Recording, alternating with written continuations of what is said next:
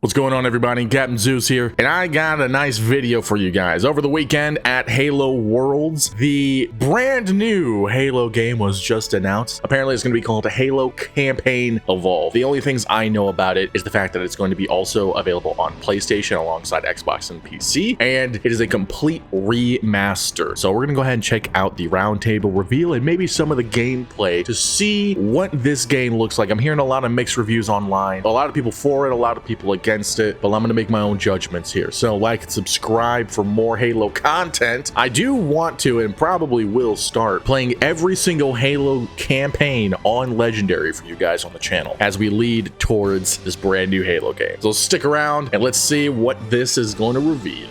Kind of excited. All right, so this is the roundtable reveal. All right, that's the OG Halo thing.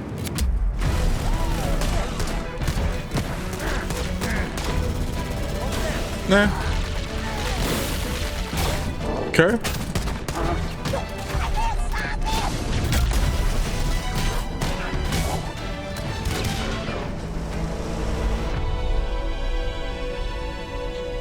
That wasn't bad. I mean, that wasn't anything too crazy, but it wasn't bad. Halo Campaign Evolved is the next project coming out of Halo Studios. It is the ultimate Halo CE campaign remake. It is coming to Xbox, PC, and for the first time, PlayStation. It'll be arriving next year. To talk more about it, we've got Dan, Max, and Greg from the development team. Guys, let's get into this. Why is this the right game for right now? We did this work on Halo Anniversary. I felt like there were certain things that were left unsaid. There were certain things that we weren't able to achieve at that time. There were certain things we weren't able to do. It's a great time to revisit Combat Evolved for new players, for established Halo players, and maybe even for old friends playing on different hardware today, to allow them to play together and enjoy the franchise together again. Going back to the Halo ring again for the first time. For the first time is really important. And for them to be surprised by new content and feel like excited again about new content? For new players, this is the right time for you to jump in. Think of this as your introduction into this huge franchise we've been building for the past 25 years.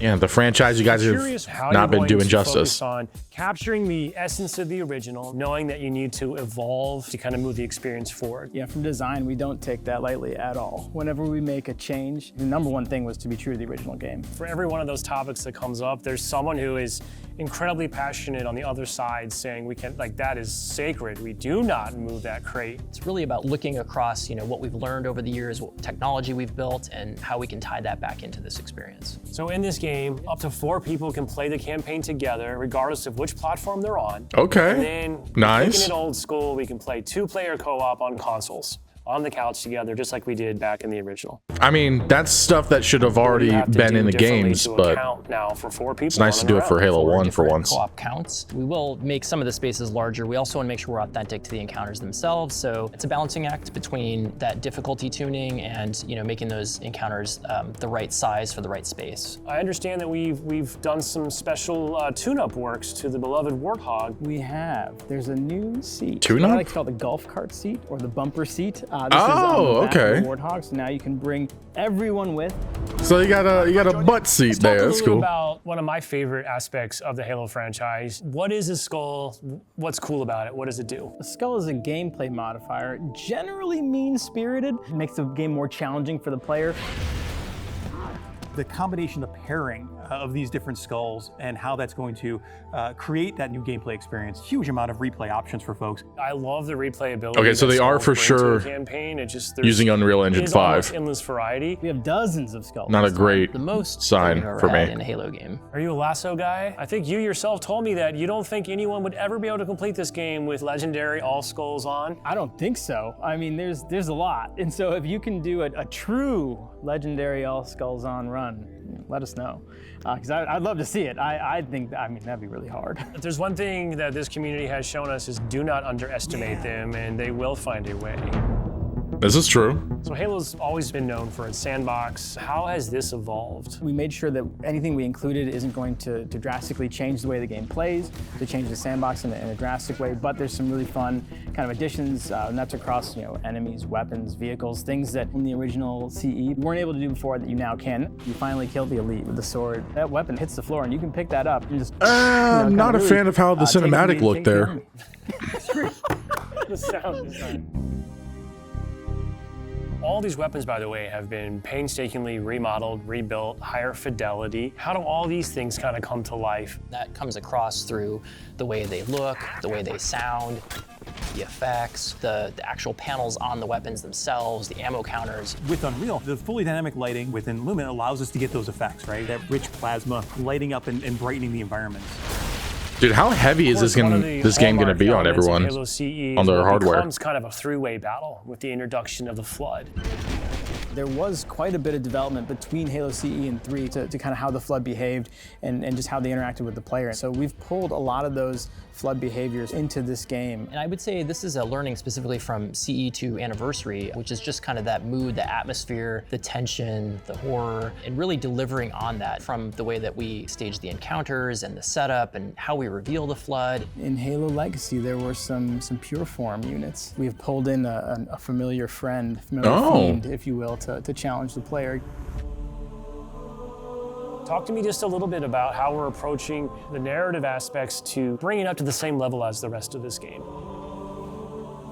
We want to tell an authentic story, and we want to level up the cinematics from the source. So they're basically redoing the, so it's a complete remake. Over the original cinematics, right? We ended up revisiting exactly how they were blocked out, how they were sequenced, how they were put together, and we've done that across the board. We have access to original source assets, original source code, and access to the original storyboards. We are remastering, remixing the music to go along with these cinematics. We also had the core principal cast come in. They're probably doing that so they don't give Michael O'Donnell anything. To crack one of the engine shields. This really provides a degree of fidelity that we weren't able to do for Halo Anniversary. Now would be a very good time to leave. I'm super excited that this game will include 3 brand new bonus missions. Tell me a little bit about bonus that. missions. It's really important that we preserve the original story as it is. So these missions specifically are meant to be a prequel, a setup for, the main course. These new missions are going to offer some new opportunities for character interactions, maybe between, Chief and Johnson.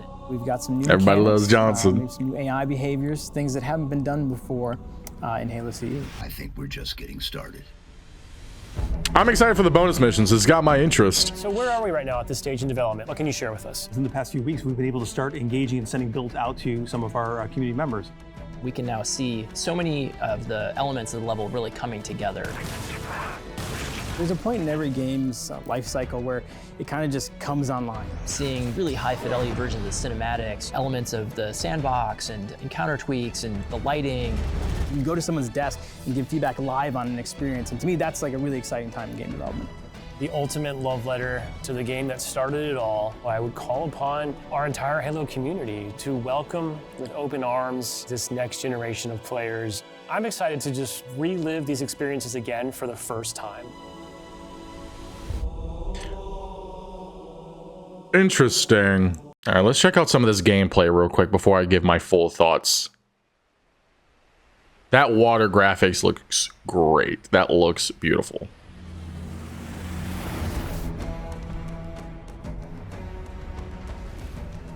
Iconic pose. I believe that what they call the silent cartographer is somewhere under this island. The cartographer is a map room that will lead us to Halo's control center. Ah, she said it. She said the name. She said the thing, guys.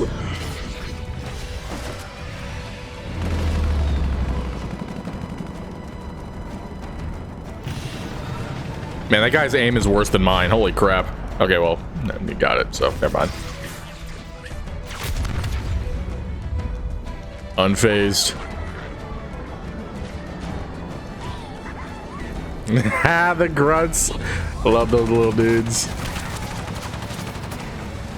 I'm glad they're making this MA instead of like rated T for teen, like a lot of games are doing.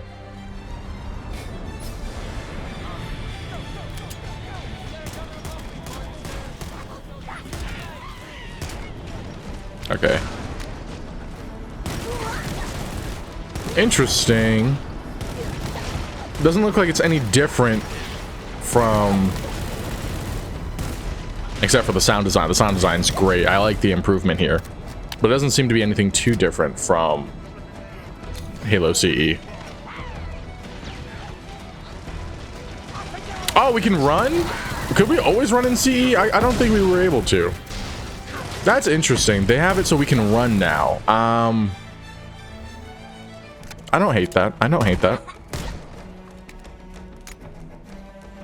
But one thing I'm curious about, are they going to make a multiplayer for this? I mean, I know it's called Campaign Evolved, but from what I can tell, it doesn't look like they're going to make a multiplayer for this. Area secure. Affirmative. Echo 419 inbound. Somebody order a warthog. Yeah, somebody order a warthog. You tell him, sister. You know our motto. We deliver. Dude, I love that chick. She's freaking funny. There's a lot more background design done in this, and it does look good. Like, looks really good. Let's go find the map room. That will show us the location of Halo's control center. Can you honk? Honk at him. Honk at him, dog. I've been able to pinpoint the main facility by cross-referencing Covenant survey data and religious texts. We were right. It's on this island. I've marked the entrance with a nav point. All right, so it's nothing, I don't know. I feel like this is cool because we're getting another Halo game, which everybody's been wanting. Yeah, I think that's really about, hold on. I'll save my thoughts for later. Let me see. Anything else popping up in here? It's like 13 minutes of just the gameplay. I don't really care for that right now. I do like the I don't know if that's dynamic lighting, the lighting in general. It's really good.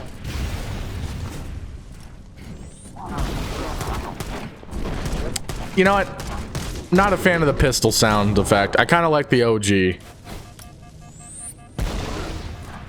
Jeez.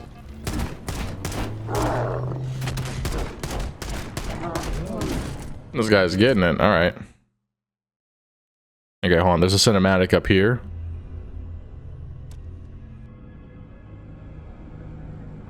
There's like night and day between the quality of cinematic and the quality of a gameplay. It's kind of wild. Also, do not like how the Elite looks here. I feel like he looks so cheap. That should open the door that leads into the main shaft. Also, why did they add that in there? Was that because we're like now introduced to the Elites with the swords? Is that why? The war? Because it seemed kind of a pointless add-on, to be honest. All right, let's watch this last part of the cinematic.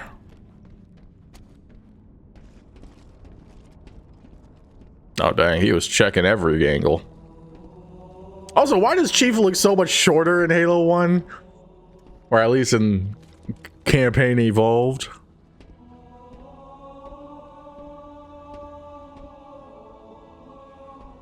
Now, I know basically everything that we saw in the round table was from this gameplay demo video. Like 99% of it looks like. Is that a grenade?